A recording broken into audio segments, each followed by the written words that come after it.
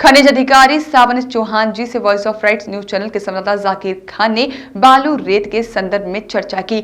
जैसे कपास को निमाड़ का सोना कहा जाता है, ठीक उसी प्रकार बालू रेत को निमाड़ क्षेत्र का पीला सोना कहा जाता है। रेत को लेकर क्षेत्रवासियों के बीच जो जन चर्चा, विभिन्न प्रकार के प्रश्न और साथ ही में भ्रांतियां हैं, उस बारे में चर्चा में बताया गया कि जिले में अलग अलग स्थानों पर वैध ठेकेदारों को रेत के स्टॉक करने की अनुमति दी गई है। क्षेत्र वासियों के मन में अलग अलग जिले में रेत की दर को लेकर जो प्रश्न है, खनिज रेत अधिनियम 2019 के तहत प्रत्येक जिले की रॉयल्टी दर अलग अलग है।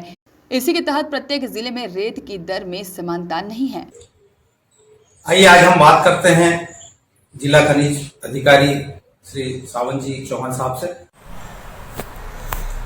यह रेत मात्र रेत नहीं है, जैसे निमाड़ का कपास सफेद सोना है, ऐसा नर्मदा क्षेत्र के लिए कसरावद और जिले वासियों को जो बालू रेत मिली है, ये पीला सोना कहलाता है।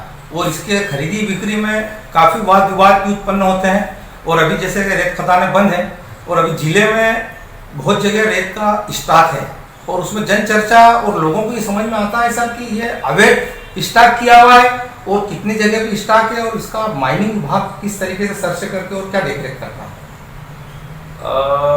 यहाँ जिले में हमने लगभग हर तहसील में एक स्टॉक की परमिशन जो वैध ठेकेदार है उसको दी हुई है। और महेश्वर तहसील में शायद 2 जगह स्टॉक की परमिशन है।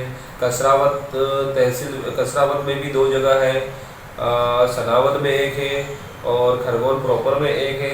इस टाइप से हम लोगों ने सभी क्षेत्र में, क्योंकि अभी जो हमारे ठेकेदार है उसको पूरे साल का पैसा तो देना ही है।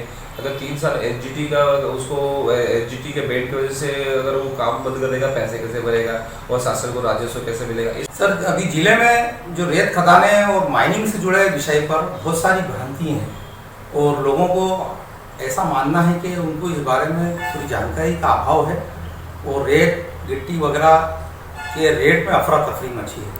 तो उसका क्या कारण है और लोग जो भ्रम में फैले हैं, तो उसका भ्रम दूर करने के लिए हम आपसे इसका स्पष्टीकरण के बारे में चर्चा करना चाहते हैं। आप कुछ बताएं इस बारे में। देखो, रेट के बारे में मैं आपको बताता हूँ कि जो अभी वर्तमान में जो रेट जो है वो नए खनिज नियम है 2019 रेत खनिज नियम है, उसके हिसाब से प्रत्येक जिले की रॉयल्टी रेट अलग अलग रहती है।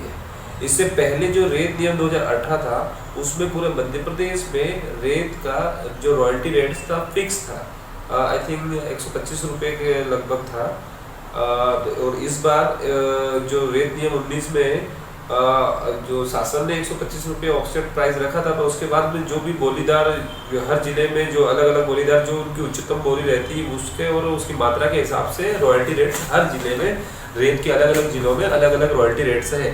तो इस वजह से रेत में रेत के जो रॉयल्टी रेट्स में अलग अलग भिन्नताएं हैं अलग अलग जिलों में।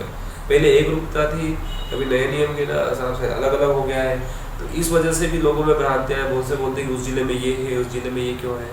और यहाँ पर जैसे 633 रुपये 30 पैसे 633 रुपये 60 पैसे रॉयल्टी रेट्स इनकी जो यहाँ पर हमारे रेत ठेकेदार है आर.के. गुप्ता, उनको फिक्स की गई है। और ये रेट हर साल जुलाई में 10% हाइक होते हैं, बढ़ते हैं। पर इस बार शायद जहाँ तक मुझे पता है कोविड संक्रमण की वजह से शायद वो 10% हाइक हुआ है, नहीं हुआ अभी उसका मेरे पास ऑफिशियल वो नहीं आया। नॉर्मली 10% होता है। सर अभी एनजीटी की वजह से जिले में और प्रदेश में रेत के उत्खनन पे रोक लगी है, वो रोक खरगोन जिले में भी जारी है, लागू है। और ये इसका निराकरण और ये रेत की शुरुआत पुनः कब से हो पाएगी? 2015 में एनजीटी ने एक आदेश पारित किया, हर राज्य के लिए अलग अलग मानसून पीरियड वो किया था कि मानसून पीरियड में अधिकतर जो जलीय जीव जंतु उनका जो प्रजनन समय रहता है, ब्रीडिंग पीरियड कहते हैं, वो रहता है। तो उसमें अलग मध्य प्रदेश के लिए 15 जून से 30 सितंबर था। उसके बाद 15 जून के बाद अगर कलेक्टर चाहे तो उस जिले की भौगोलिक स्थिति के आधार पे मानसून पीरियड फिक्स कर सकता। तो हम लोगों ने लास्ट 28 जून से यहाँ पर प्रतिबंध लगाया था और एक जुलाई से तो लगभग पूरे मध्य प्रदेश में बंद है और हम लोग 1 अक्टूबर से ये खदानों को पुनः चालू करेंगे। अगर वो उस समय की स्थिति अगर वो 1 अक्टूबर तक बारिश बंद नहीं हुई तो हम उसको उस परिस्थिति को देख के उसको बढ़ा भी सकते हैं, वो बारिश के ऊपर। पर अभी हमने 1 अक्टूबर से वापस चालू करने का निर्णय लिया है।